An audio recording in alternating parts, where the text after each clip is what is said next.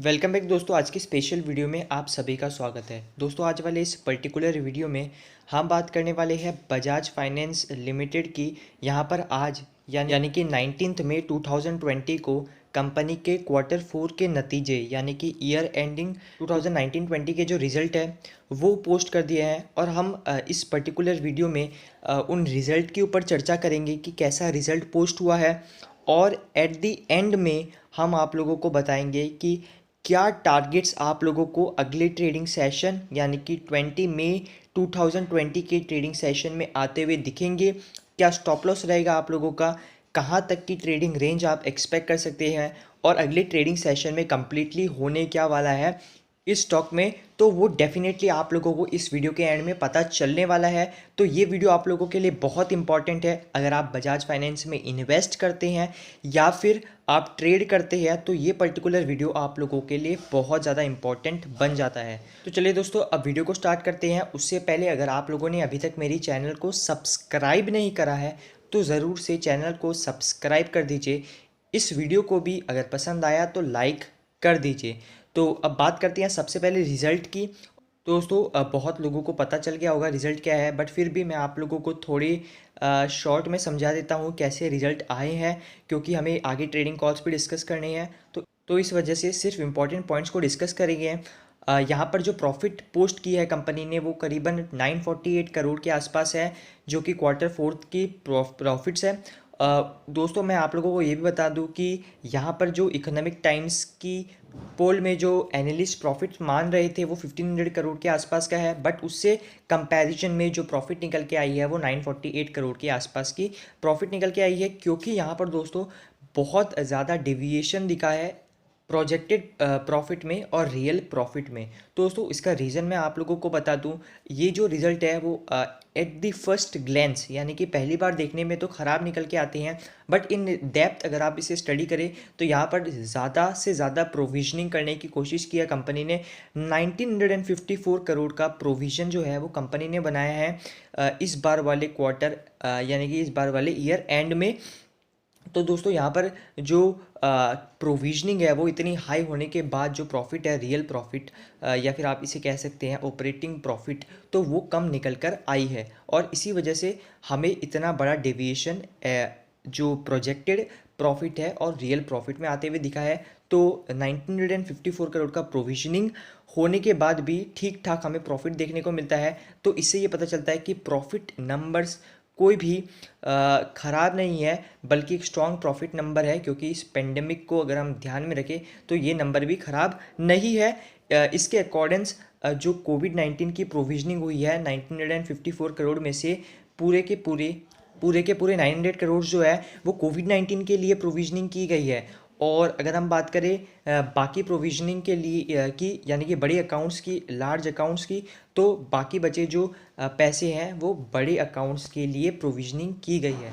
तो रिज़ल्ट को अगर हम शॉर्ट में डिस्कस करें तो रिज़ल्ट उतने ख़राब नहीं आए हैं। हालांकि जो पेंडेमिक है उससे और ज़्यादा ख़राब आ सकते थे, बट इन रियलिटी रिज़ल्ट ठीक ही आए हैं। और ये सबसे इम्पॉर्टेंट बात है, क्योंकि आपने देखा होगा कि बहुत बार कोई कंपनी के रिज़ल्ट ठीक आते हैं फिर भी कंपनी का जो प्राइस है अगले ट्रेडिंग सेशन में गिर जाता है। और बहुत बार ये भी आप लोगों ने देखा होगा कि कंपनी घाटा पोस्ट करती है और अगले ट्रेडिंग सेशन में प्राइस जो है वो हाइक होता हुआ दिखता है। तो सबसे इम्पॉर्टेंट रिज़ल्ट नहीं होता है, सबसे इम्पॉर्टेंट होता है कि लोग इंटरप्रेट कैसे करते हैं उस पोस्टेड रिज़ल्ट को। तो वो जान लेना बहुत ज़्यादा ज़रूरी है कि लोग क्या किस हिसाब से उस रिज़ल्ट को समझते हैं और वही साइकोलॉजी अगले ट्रेडिंग सेशन में कोई कंपनी की प्राइस बढ़ाती है या गिराती है। तो दोस्तों इस रिज़ल्ट की बात करें तो यहाँ पर मुझे तो यही समझ में आता है कि रिज़ल्ट ठीक आए हैं और इस वजह से कंपनी के जो प्राइस होगी अगले ट्रेडिंग सेशन में वो बढ़ते हुए आप लोगों को दिखेगी। तो अब बात करते हैं चार्ट्स पे और आप लोगों को कैसे ट्रेड करना है अगले ट्रेडिंग सेशन के लिए, तो उसे समझ लेते हैं। दोस्तों यहाँ पर मैंने बजाज फाइनेंस की डेली चार्ट आप लोगों के सामने लगा दी है। अब अगर आप मेरे वीडियोस को रेगुलर फॉलो करते हैं तो इस वीडियो को और इस चार्ट को देखते हुए आप समझ ही गए होंगे कि आप लोगों का स्टॉप लॉस क्या होगा और टारगेट क्या होगा।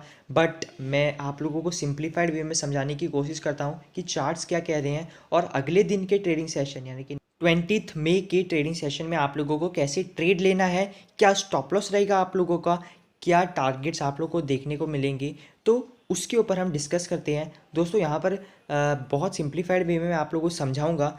आप जो चार्ट देख रहे हैं वो एक डेली चार्ट फ्रेम है, यानी कि हर कैंडल स्टिक एक डे को डिनोट करता है। और प्रीवियस डे की कैंडल स्टिक अगर हम देखें, यानी कि 19 मई की कैंडल स्टिक देखें, तो ये वाला जो कैंडल है वो 19 मई का कैंडल है। क्लोजिंग प्राइस जो रही है 19 मई को वो है 1964.95 रुपीज़ की। दोस्तों अब मैंने यहाँ पर दो लाइन खींचा है जिसे हम ट्रेंड लाइंस कहते हैं। एक जो ट्रेंड लाइन है ऊपर वाला वो रेजिस्टेंस कहलाता है, यानी कि इसके ऊपर जाने में स्टॉक को दिक्कत आती है, जिसे आप खुद देख सकते हैं कि जो ऊपर वाली ट्रेंड लाइन है उस पर बहुत बार कैंडल स्टिक ने टच किया बट उसको तोड़कर ऊपर जाने में असफल रहा। तो इसीलिए हम इस ट्रेंड लाइन को रेजिस्टेंस ट्रेंड लाइन कहते हैं। नीचे वाली जो ट्रेंड लाइन है वो एक सपोर्ट ट्रेंड लाइन है, यानी कि इससे बहुत बार कंपनी के प्राइस ने, या फिर आप कह सकते हैं कैंडल स्टिक ने सपोर्ट लिया और ऊपर की तरफ जाने की कोशिश की है। तो इसीलिए जो नीचे वाला ट्रेंड लाइन है वो एक सपोर्ट ट्रेंड लाइन है।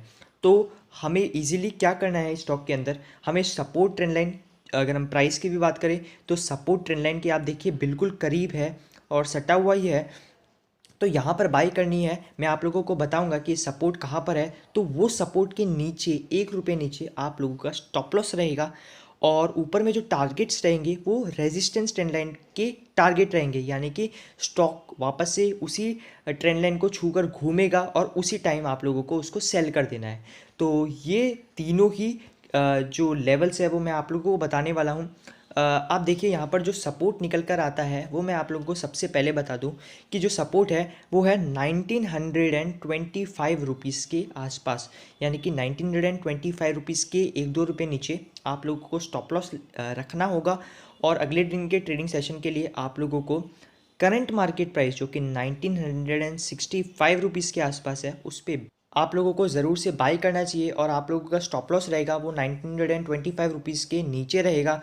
और दोस्तों अगर हम बात करें टारगेट्स की तो मैं आप लोगों को बता दूं जहां पर रेजिस्टेंस है वो पॉइंट निकल के आता है 2210 रुपीज़ के आसपास, तो बहुत ऊपर है टारगेट, और करंट मार्केट प्राइस बहुत नीचे है। तो एक बढ़िया रेंज आप लोगों को, यानी कि बढ़िया रिस्क टू रिवॉर्ड रेशियो यहाँ पर निकल के आता है, जहाँ पर आप लोगों को टारगेट भी बहुत हाई देखने को मिल सकते हैं। दोस्तों ये भी पॉसिबल है कि रेजिस्टेंस ट्रेंड लाइन को ब्रेक करके स्टॉक ऊपर जाए, और ये भी पॉसिबल है कि इस सपोर्ट ट्रेंड लाइन को तोड़कर स्टॉक नीचे की तरफ जाए। तो दोस्तों ये दोनों ही चीज़ पॉसिबल है। तो इसीलिए मैं आप लोगों को कह रहा हूँ कि ये जो डेटा, ये जो स्टडी है वो मैंने अपनी समझ से की है। आप लोगों की कुछ और व्यूज़ हो सकती है इसके ऊपर, बट मुझे जो समझ में आ रहा है वो मैंने डिस्कस कर लिया आप लोगों के सामने।